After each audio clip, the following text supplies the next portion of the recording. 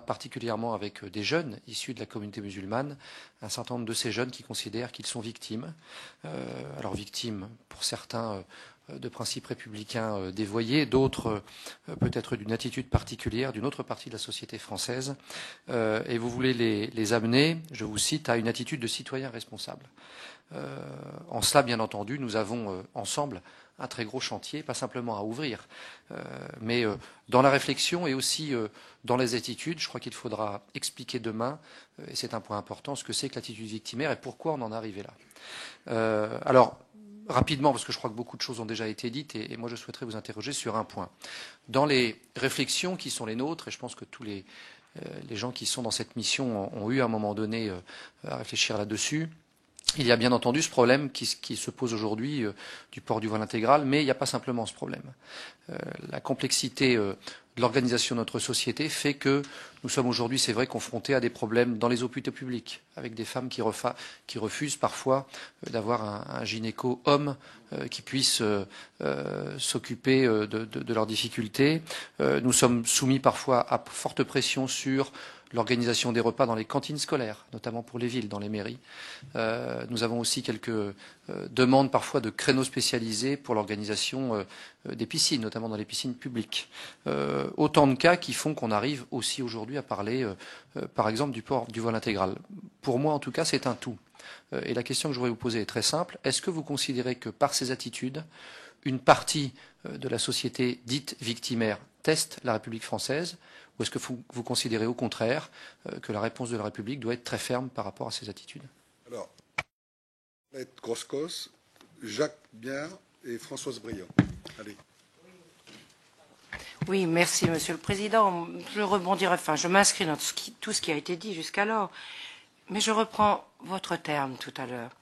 Vous avez dit, vous êtes tout à fait d'accord pour le respect de la loi, à condition qu'il y a respect de la liberté de conscience et de la liberté de culte. Donc, vous insistez pour le respect de la loi pour certains, à condition que la réciprocité existe, à savoir, encore une fois, le respect de conscience et la liberté de culte. Or, mes collègues l'ont bien rappelé, de plus en plus, l'islam, et je ne veux pas stigmatiser l'islam, mais l'islam extrémiste envahit le champ social. Cela a été dit, cela a été rappelé dans tous les domaines que ce soit. Et de plus en plus, dans le cadre de cet envahissement de ce champ social, ça nous pose problème. Ça a été dit aussi. De surcroît, vous avez mis en préambule, vous avez émis des doutes quant à la validité de la loi qui pourrait être préconisée par l'Assemblée nationale. Donc vous mettez en doute, j'allais dire, la souveraineté, l'expression souveraine de la loi. Et notre souveraineté par ailleurs. Donc de tout ceci, moi, il me paraît que quelque part c'est un peu particulier et j'en veux pour preuve. Et je voudrais que vous m'expliquiez, par exemple, puisque vous me dites, encore une fois, on respecte la loi à condition qu'on respecte la liberté de culte. Si je me trouve dans un cadre particulier qui est l'entreprise, par exemple, et le respect du culte devrait permettre à l'entreprise de permettre aux musulmans, dans le cadre de l'entreprise, de faire la prière X fois par jour, par exemple. Cela supposerait, à mon avis, une modification profonde du Code du travail, par exemple. Alors, que faisons-nous? Que devons-nous faire? Il n'y a pas que le problème du voile intégral. Il y a toutes les ramifications de l'expression de l'islam dans le champ social. Voilà, je voudrais savoir que vous répondiez à ceci. Bref. Oui, je suis désolé, vous n'avez pas répondu à la contradiction que je vois dans votre propos. Je suis prêt à accepter que vous ayez essayé de faire un travail en interne pour dire attendez les gars, c'est pas comme ça que ça se passe. Vous, votre école dit ça, mais sachez qu'il y a d'autres écoles qui bannissent le niqab, voire la burqa, ou d'autres habits de ce type. Mais quand vous nous dites ne faisons pas de loi, vous aboutissez à quoi en pratique? À ce que la loi religieuse s'applique dans l'ordre social de la République.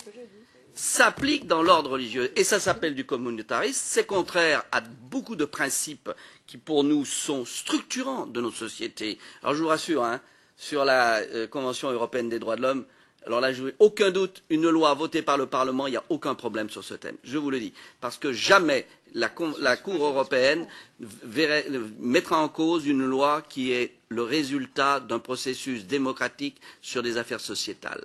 Ça, je suis formel là-dessus. C'est même pas la peine d'essayer. Et je peux vous dire, il y a déjà des arrêts qui ont été rendus en faveur de la Turquie, vous le savez, sur le voile. Circuler, il n'y a rien à voir. Bon, donc, le problème, il est là. Alors, moi, je dis, où il y a une contradiction, parce que votre pédagogie, comme ça a été souligné tout à l'heure, là, c'est limite. Donc, il y a un moment, la norme sociale du suffrage universel voté démocratiquement doit primer. Alors, de deux choses l'une, ou c'est une contradiction que vous ne voulez pas reconnaître, ou c'est plus grave, c'est une hypocrisie. Alors, dernier intervenant, Françoise Briand. Monsieur Ramadan, je ne connais pas vos œuvres, donc je vais vous poser une question. Elle va être très directe et très personnelle. Est-ce que vous l'acceptez? Il a été dit tout à l'heure que vous aviez un double discours. Vous avez répondu à cette question. Pour moi, et je pense aussi pour l'autre collègue, pour que les choses soient bien claires, est-ce que vous acceptez de nous dire si dans votre famille ou dans votre entourage, les femmes portent ou certaines portent le voile intégral? Alors, c'est à vous, Tariq Ramadan. Nous avons une quinzaine de minutes. 15 minutes seulement pour tout ça. Franchement, non mais le problème, vous voyez, on vous a invité, on vous a auditionné. Non, mais et je pense que c'était très important pour nous, tout à fait. Quelles que soient les appréciations de chacun. Je vous en prie. Je vous remercie de m'inviter, mais le problème, c'est quand vous avez autant de questions et que j'ai si peu de temps, ça donne envie. Mais on ne va pas épuiser le sujet aujourd'hui. Non, mais attendez, s'il y a autant de questions et si j'ai si peu de temps pour répondre, ça donne l'impression que j'évite certaines questions alors que j'aimerais pouvoir répondre. Le sujet ne sera pas épuisé aujourd'hui. Non, mais ce n'est pas la question du sujet, c'est la question des réponses qu'on m'interpelle. Je vais essayer d'aller très très vite. Madame, vous aviez dit une chose à laquelle je n'ai pas pu répondre sur les femmes et la question du féminisme. Je veux dire, ça fait encore une fois plus de 25 ans que je me bats là-dessus, que dans le monde majoritairement musulman, mais qu'également en Occident, dans les communautés musulmanes, je suis perçu comme quelqu'un qui défend la cause des femmes.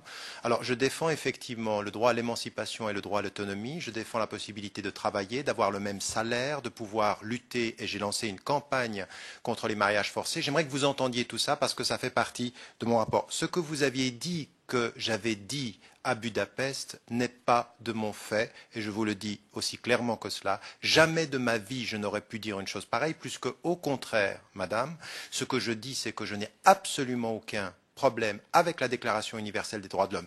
Tout article confondu, et que je n'ai jamais tenu à ce propos-là. Mais par contre, quand vous avez dit déranger l'autre, en anglais c'est to bother you. Et en fait, je citais un intellectuel américain qui disait, en fait, j'ai pas envie que vous m'acceptiez, j'ai envie de vous déranger. Et son interpellation était intéressante, et je la citais, cette personne, en disant que son but, c'était d'ouvrir par la présence qui interpelle un débat critique. Ça n'était pas une citation de ma part, c'était une citation d'un intellectuel américain.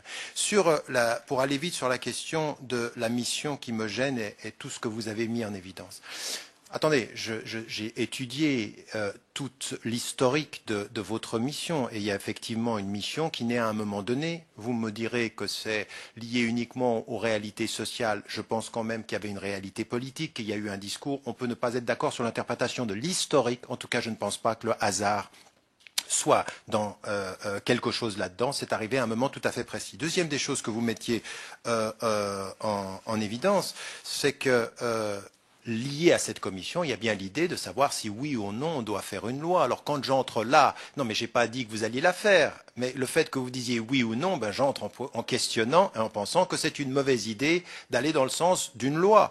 Donc je donne une opinion, je suis auditionné pour donner un point de vue.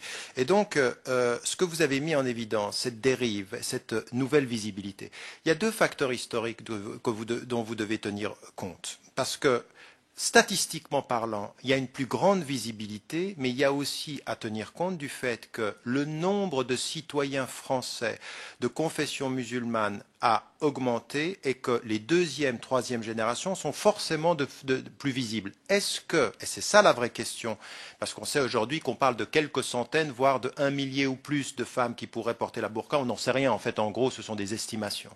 Mais attention, avec l'ensemble des générations qui sont aujourd'hui